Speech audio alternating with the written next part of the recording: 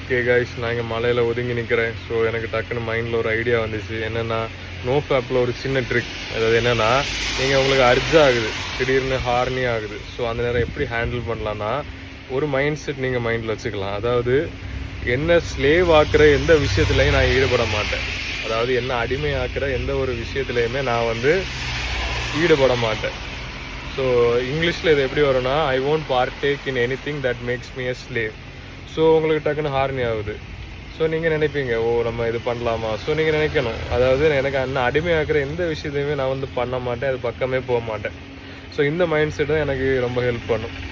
So நீங்களும் எப்போவும் உங்களுக்கு அர்ஜ் ஆகும்போது, ஓகே என்ன இந்த ஹையர் செல்ஃபில் வைக்கிற மாதிரி தான் நான் இருப்பேன், லோவர் செல்ஃபில் கொண்டு போகிற மாதிரி எந்த விஷயத்துலையுமே நான் ஈடுபட மாட்டேன் அப்படின்னு. ஓகே கைஸ், சின்ன ஒரு மைண்ட் செட். இதை நீங்கள் உங்கள் நாள் ஃபுல்லாக நீங்கள் யூஸ் பண்ணலாம். உங்களோட ஒரே நோக்கம் இந்த லோவர் ஸ்டேட் ஆஃப் கான்ஷியஸ்லேருந்து ஹையர் ஸ்டேட் ஆஃப் கான்ஷியஸுக்கு போகணும், அவ்வளோதான். ஓகே கைஸ், இங்கே மழை விட ஆரம்பிச்சிச்சு. நான் கிளம்ப வேண்டிய நேரம் வந்துச்சு. நான் எங்கள் மாமாட்ட ஃபைட்டிங் படிக்க போகிறேன்.